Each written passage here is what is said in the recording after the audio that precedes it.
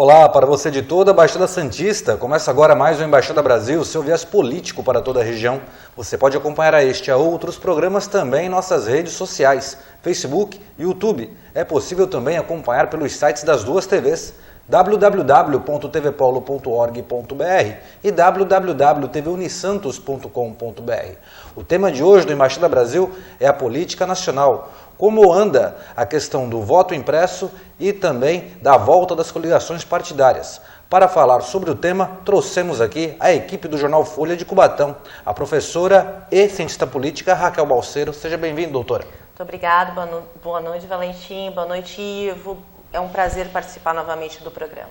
Prazer é todo nosso, doutora. Como a doutora Raquel já adiantou, nos comentários o jornalista Ivo de Oliveira, do jornal Folha de Cubatão.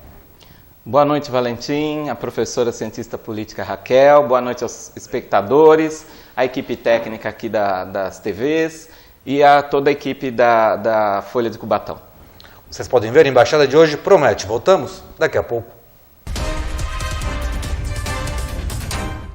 O Embaixada Brasil retorna para dar início ao programa. Como já dissemos, a equipe da Folha de Cubatão vai falar sobre os questionamentos levantados no Congresso Federal. Doutora Raquel, vamos começar pelas damas, né? Recebendo a doutora Raquel aqui mais uma vez. Doutora, como ficou a questão, primeiramente, do voto impresso? Definitivamente, parece que essa questão já caiu. É uma derrota do governo isso? Boa noite. Boa noite. Realmente é uma derrota, né?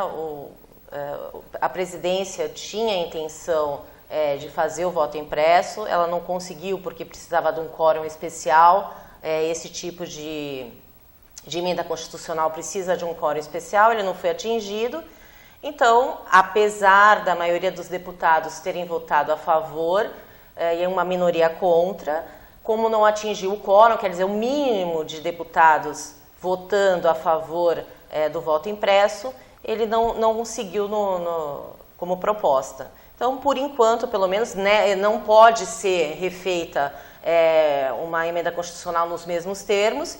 Então, por enquanto, a proposta ela não tem mais como seguir. Agora, até o ano que vem, como a gente tem um prazo para mexer nisso, que são 12 meses antes da eleição, eu acredito que não vai dar tempo mais de fazer nada nesse sentido. Então, nós não teremos, pelo menos para 2022, voto impresso.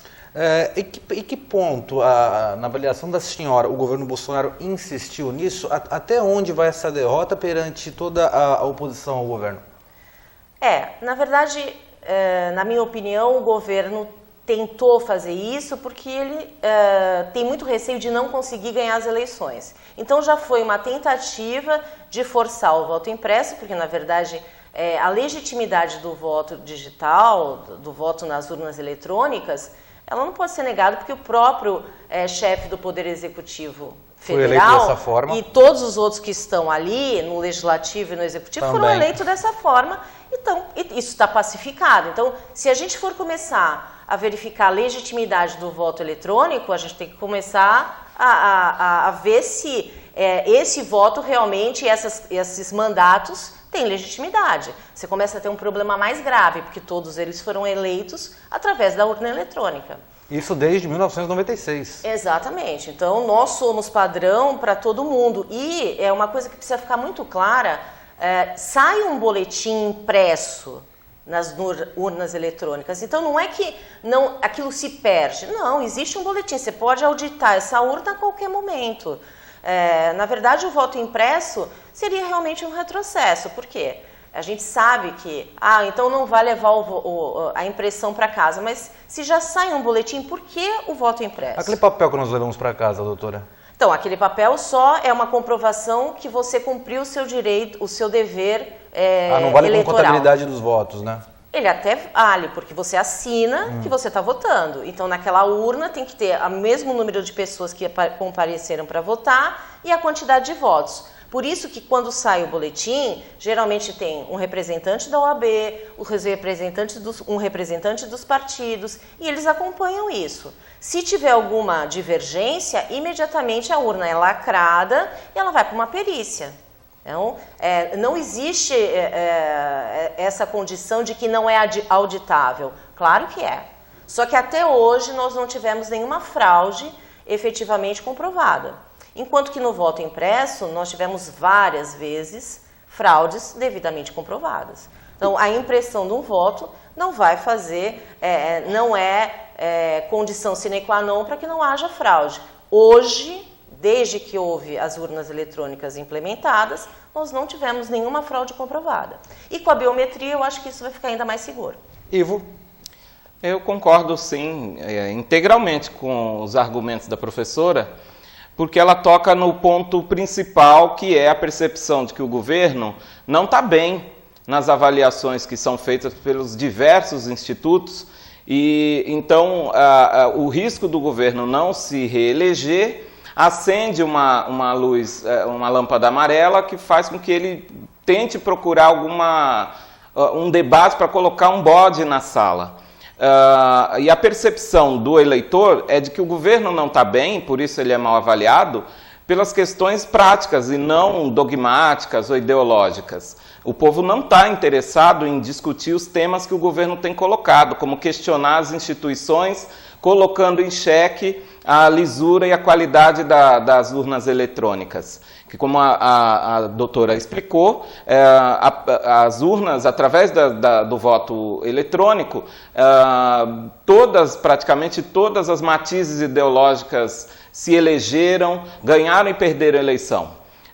Então, a exemplo do próprio presidente, que tem uma vida pública gigantesca, mais de 30 anos, se elegendo e se reelegendo sucessivamente no baixo clero da Câmara dos Deputados, e agora guindado à presidência da República através desse sistema. Assim como ele sucedeu governos de esquerda, né? A gente tem então essa alternância de poder como uma das constatações da qualidade da lisura da urna eletrônica. A preocupação que segue aí é os 15 milhões de desempregados no Brasil, a geladeira vazia como elemento da realidade, contrastando com essa pauta que já foi inclusive superada pelos deputados. Professora, essa atitude do governo Bolsonaro de tentar mudar os rumos da eleição via a questão do voto, ele tomou isso porque agora ele vai ter um adversário realmente à altura, um ex-presidente que tinha uma grande popularidade, que é o Lula, que realmente seria e será uma eleição bem polarizada, na minha opinião. Seria medo de enfrentar o ex-presidente? Eu acho que por todas as pesquisas que têm surgido, inclusive existe um projeto de lei para impedir pesquisa eleitoral. Fora do período. Certo, fora do período, porque tentando evitar já que as pessoas tenham uma pré-determinação em quem vão votar, ou tenham essa intenção, e aí sabendo que alguém já está na frente, vai falar, não, eu não vou desperdiçar meu voto, então eu vou votar em quem está, ou vou concretizar meu voto em quem está na frente.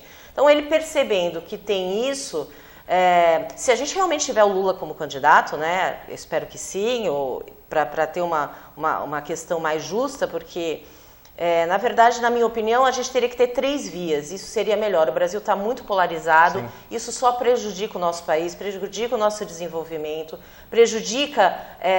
impede que tenha investimento do exterior. Então, a gente precisa voltar a crescer, voltar a ter estabilidade. Essa insegurança jurídica, política, econômica, isso só faz com que o pobre, infelizmente, fique mais pobre e as pessoas mais abonadas tenham uma concentração de renda cada vez maior. Ok, a produção está me informando que chegamos ao final do primeiro bloco, mas não sai daí. No segundo bloco tem mais um debate de alto nível sobre a política federal. A Embaixada Brasil é só aqui, na TV Polo de Cubatão e também na TV Unisantos. Restaurante Casa da Sogra. Agora você tem uma boa opção gastronômica em Cubatão. Restaurante Casa da Sogra, Rua Embaixador Pedro de Toledo, número 400, no centro de Cubatão. Pedidos também pelo WhatsApp 3512-0609. Restaurante Casa da Sogra. Empório Lisboa Moda Masculina, sua opção de estilo e elegância. Empório Lisboa, Avenida 9 de Abril 2026, Loja 9, no centro de Cubatão. Salão do Chico Dias, o nosso estilo é a sua beleza. Cortes unissex, manicure e pedicure. Telefone 3372-9839. Salão do Chico Dias. Melolink, a sua internet fibra ótica em Cubatão com até 3 vezes mais velocidade. Melolink, telefone 3372-1548. Alfa Segurança e Monitoramento, Avenida 9 de Abril, 3552, na Vila Nova, em Cubatão. Telefone 33240353. Alfa Segurança.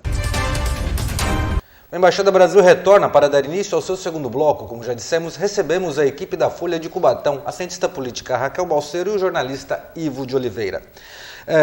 Doutora Raquel, agora mudando um pouco de foco, mudando um pouco de pauta, a questão das coligações partidárias. Parece que a última eleição, a eleição prefeiturável do ano passado, vai ficar na história como a única que não houve coligações partidárias nas questões, nas eleições legislativas, né? Em que pé está isso? Não está definido como está a questão do voto impresso, mas parece que os trâmites já começaram, né?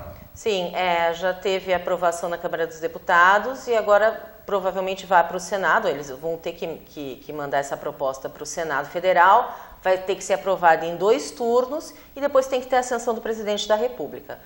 O Distritão não passou, então as coligações são uma forma das eleições terem um pouco mais de oportunidade. Tem muita gente que não gosta das coligações, mas infelizmente a nosso regime representativo, que é o presidencialismo, ele trabalha com coligação. Ainda que a coligação não aconteça nas eleições, ela vai acontecer depois. Mesmo o atual presidente, ele tentou governar sem coligação, ele não conseguiu. Na verdade, ele chegou a um tempo que ele teve que se juntar ao Centrão para conseguir passar algum projeto de lei dele.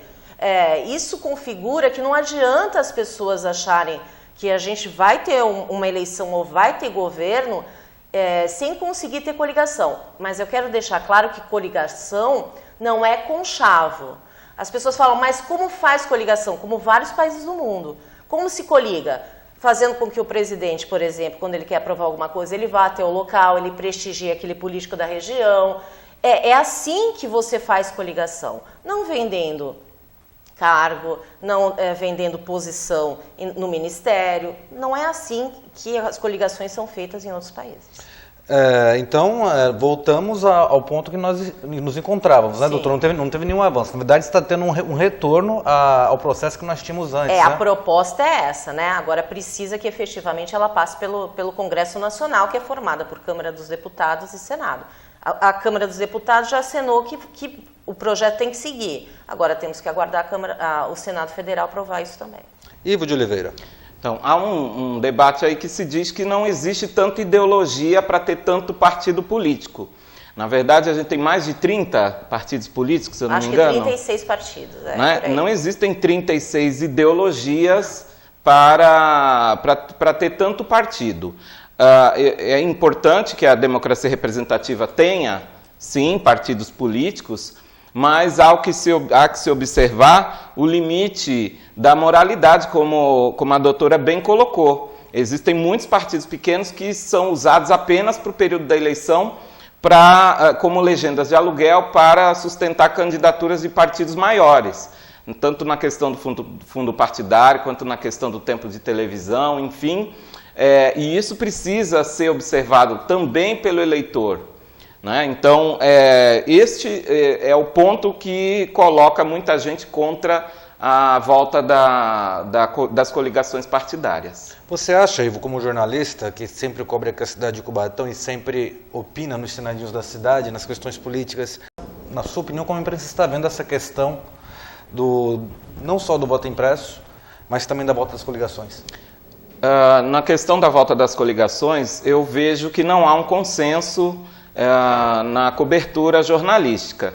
Me parece que há assim, uma ligeira maioria que é contra a volta das coligações, justamente pela tese da legenda de aluguel.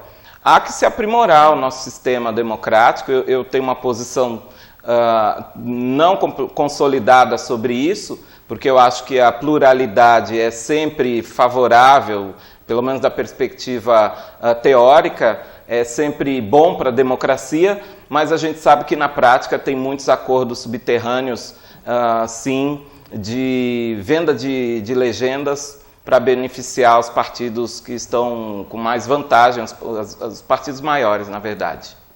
Professora, a senhora acha que realmente há esse jogo para a torcida, caso podemos falar dessa forma, via a imprensa brasileira? Eu acho que a imprensa brasileira tem muito da imprensa que só vê o lado negativo. E tem gente que... É difícil hoje a gente ter uma imprensa, desde que começaram os anúncios e enfim, o financiamento dos veículos, é difícil ter uma imprensa completamente imparcial. Então, isso realmente fica muito claro em alguns veículos de comunicação. Agora, quando a gente analisa ciência política, a gente analisa ciência. Você não analisa ideologia, né? Você não analisa as questões de uma maneira de você ter um interesse em razão daquilo. A ciência política mostra que o presidencialismo, por exemplo, nós temos um regime constitucional que não foi feito por presidencialismo, foi feito por parlamentarismo. Então, eu acho que até uma discussão com relação ao nosso presidencialismo, que parece ser uma forma de governo que já não atende às necessidades, não só no país, mas em vários lugares do mundo, deveria ser revista. Por quê? Porque no parlamentarismo você pode, por exemplo, mexer no primeiro-ministro sem ter grandes problemas no governo. Agora, eu não posso eleger um presidente e o tempo inteiro querer impeachment esse presidente. Esse mecanismo não foi feito para isso. Porque isso causa instabilidade jurídica, política, econômica, então fica muito complicado. E a gente até percebe, né, doutora, por exemplo, 1 minuto, produção? 1 minuto. Então, a minha pergunta ficou para o próximo bloco, eu retorno com a pergunta com a doutora Raquel Balseiro, no terceiro bloco do Embaixada Brasil, e os comentários do jornalista Ivo de Oliveira. Embaixada Brasil é só aqui, é na TV Paulo de Cubatão e também na TV Unisantos. Empório Lisboa Moda Masculina, sua opção de estilo e elegância. Empório Lisboa, Avenida 9 de Abril 2026, Loja 9, no centro de Cubatão. Salão do Chico Dias, o nosso estilo é a sua beleza. Cortes unissex, manicure e pedicure. Telefone 3372-9839. Salão do Chico Dias. Melolink, a sua internet fibra ótica em Cubatão com até 3 vezes mais velocidade. Melolink, telefone 3372-1548. Alfa Segurança e Monitoramento, Avenida 9 de Abril, 3552, na Vila Nova, em Cubatão. Telefone 33240353. Alfa Segurança. A Embaixada retorna para o seu terceiro e último bloco. Como já dissemos, recebemos aqui a equipe do Jornal Folha de Cubatão, a cientista política Raquel Balseiro e o jornalista Ivo de Oliveira. Bem, doutor, a gente estava falando muito de coligação e até como são formadas. A professora deu uma aula do adversário político que o presidente Bolsonaro tinha, que era o ex-presidente da Câmara, Rodrigo Maia. Parece que ele veio ser chefe de governo aqui em São Paulo, de João Dória. Como a senhora avalia isso? As peças dentro do tabuleiro de xadrez. Na verdade, ele vai pegar uma secretaria, pelo menos foi o que foi veiculado hoje, e com isso ele tem a intenção, efetivamente, de fazer, de pegar alguns contatos para o Estado de São Paulo. Por quê? Porque ele quer alavancar, sem dúvida nenhuma, a candidatura do João Dória para presidente da República. Não sei se a intenção é colocá-lo como vice-presidente, não sei se é essa, mas seria aí uma forma de trazer o Rodrigo Maia ao cenário político. Ele estava totalmente desprestigiado, ele foi expulso do partido dele. É isso que eu pergunto para a senhora, a popularidade dele é muito baixa, né? Sim, mas na verdade o atual presidente do Senado, ele também tomou, do Senado não, mas da Câmara dos Deputados, tomou algumas medidas que não ficaram bem vistas pela população e pelos políticos em geral. Então não agradam uma grande parte da sociedade e grande parte das pessoas que ambientam essa seara jurídica e política. Então, o que acontece? O Rodrigo Maia acaba voltando, né, ressurgindo. Não é a primeira vez que o Rodrigo Maia ressurge das cinzas. Isso já aconteceu com ele outras vezes. Ele é um cara muito articulado, é um político de primeira mão. A famosa gente raposa, não pode né? negar. É uma bela de uma raposa, assim como o pai dele, né? Mas ele é um homem muito articulado. Então, como ele consegue negociar muito bem, talvez ele seja uma pessoa realmente chave na candidatura do João Dória. Ivo de Oliveira. E o PSDB o PSDB estadual aqui em São Paulo caminha nessa direção, a confirmação, na verdade, da aproximação com o DEM para se fortalecer aí uma candidatura à presidência da República, quem sabe, do governador de São Paulo, que hoje, segundo as pesquisas, ele não teria a menor condição. Então, esse movimento ele vem dando os passos, como você falou, no tabuleiro de xadrez, lentamente, e esse talvez seja o passo mais ousado do governador João Dória. Se não decolar, se a vinda do Rodrigo Maia para integrar o governo no estado de São Paulo não alavancar o nome do João Dória como candidato, como pré-candidato à presidência da República, eu penso que reflui toda essa vontade e ele se dedica à candidatura à reeleição aqui no estado de São Paulo. A gente tem que aguardar para ver quais são as cartas na manga que o Rodrigo Maia tem para dar aqui em São Paulo. Doutora, o cenário político agora, tanto a oposição como a situação, estão em busca de aliados, né, fazer repercutir as questões na mídia, na imprensa brasileira. O último exemplo disso foi o Roberto Jefferson. Parece que não foi uma jogada muito inteligente da situação trazê-lo para dentro do seu métier. O Dória corre esse risco, trazendo uma pessoa também bem questionada, como é o Maia, assim como foi no caso do Jefferson, o Bolsonaro? Eu acho que são situações diferentes, né? O Roberto Jefferson teve o mandato dele cassado. Ele ficou sem poder exercer seus direitos políticos por 8 anos, assim, durante o mensalão do Lula. Então, vejam, a questão da ideologia política, ela é muito aqui fragilizada, porque se eu tenho uma pessoa que estava no governo do Lula, que sofreu o que ele sofreu, foi preso, ele volta, a ideologia política dele qual é? Porque se ele estava junto com o PT, de repente ele se dissocia do PT e faz uma coligação, é claro que é uma coligação, com o atual presidente sem partido, e volta e começa a disparar uma série de fake news, enfim, de outras questões, e volta a ser preso. O Dória não. O Dória, quando chama o Roberto Maia tem um desgaste político. O Rodrigo Maia. Ele tem um desgaste político, mas ele não tem um desgaste criminal, ele não tem um desgaste de nenhum tipo de questão mais grave que poderia afetar diretamente a questão da corrupção, que isso vai ser muito... isso vai ser o ponto nefrálgico das eleições de 2022. Ivo de Oliveira.